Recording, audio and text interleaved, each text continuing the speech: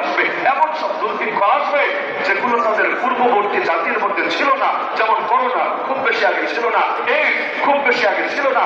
আজকে বাংলাদেশে এই যে ক্রয় ক্ষমতা মানুষের স্বার্থের বাইরে চলে যাচ্ছে, দ্রব্যমূল্য বাড়ছে আর বাড়ছে, ইতিমধ্যে ভারতবর্ষকে অতিক্রম করে ফেলেছে।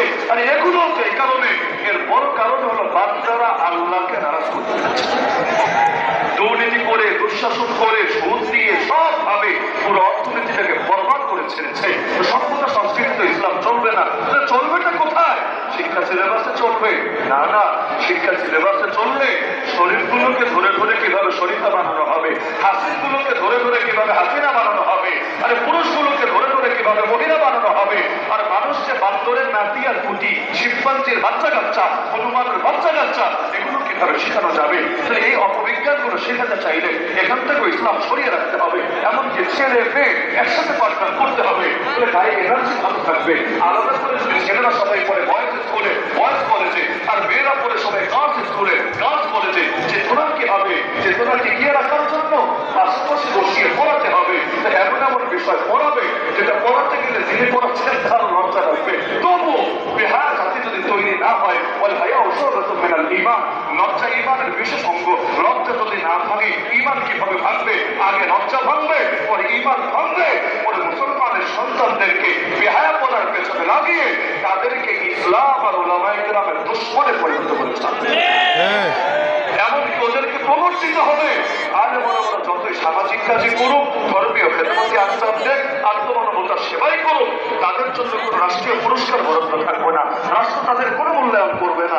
একান্ত যদি কোনো লাইনে মূল্যায়ন করেও সর্বোচ্চ দৌড় ধর্ম মন্ত্রণালয় পর্যন্ত, যে হুজুরদের কাজ ধর্মকর্ম করা, আসেন সেটা ধর্ম মন্ত্রণালয় সামলান। আর বাকি যা আছে এগুলোতে হুজুরদের স্পেস থাকবে না, এগুলোতে স্পেস থাকবে কাদের? আর এমন নষ্ট আর দুষ্টদের যারা গোটা বাংলাদেশের ঘরে ঘরে জিনা ঢুকিয়ে দিয়েছে। এই মোস্তফা সরোয়ার ফারুকীদের কি যোগ্যতা আছে এই বাংলাদেশের মতো সংখ্যাগরিষ্ঠ মুসলিম দেশের উপদেষ্টা হওয়ার? একমাত্র যোগ্যতা এটা। আর এই সমকামিতার পক্ষে দালালি করেছে, একমাত্র যোগ্যতা এটা। শেখুল ইসলাম আল্লামা আহমদ শফি রহমাতুল্লাহ আলাইহিকে তেতুল হুজুর বলে গালি দিয়েছে, একমাত্র যোগ্যতা এটা। আরে মুজিববাদীদের গুরু সেই শেখ মুজিবের পা চাটতে পেরেছে, একমাত্র যোগ্যতা এটা। নিজে তো চেটেছে, নিজের বৌরাকে পর্যন্ত চালাতে পেরেছে, একমাত্র যোগ্যতা এটা।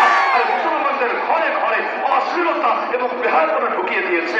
তাদের রাজনৈতিক কোনো ক্যারিয়ার নাই, রাজনীতির রং বোঝে না, পাবলিক সেন্টিমেন্টও বোঝে না, পাবলিকের সাথে কোনোদিন মেলামেশাও করে নাই। তাদেরকেও জোর করে, তাদেরকেও ধরে এনে উপদেষ্টা বানিয়ে দিতে হবে। এমনকি যেই সরকারের নিজেই সাংবিধানিক কোনো ভিত্তি নাই, কোনো ভিত্তি নাই, যেই সরকারের একমাত্র ভিত্তির নাম হলো গণ অভ্যুত্থান। তো যেই পাগল নিজেই গণ অভ্যুত্থানের চেতনা ধারণ করে না, যেই পাগল নিজেই গণ অভ্যুত্থানের স্পিরিট ধারণ করে না, আর যার এই আন্দোলনের জন্য কোনো রক্ত নাই, কোনো সংগ্রাম নাই, কোনো কোরবানি নাই, তার মতো লোকের নিয়ে উপদেষ্টা বানাতে হবে।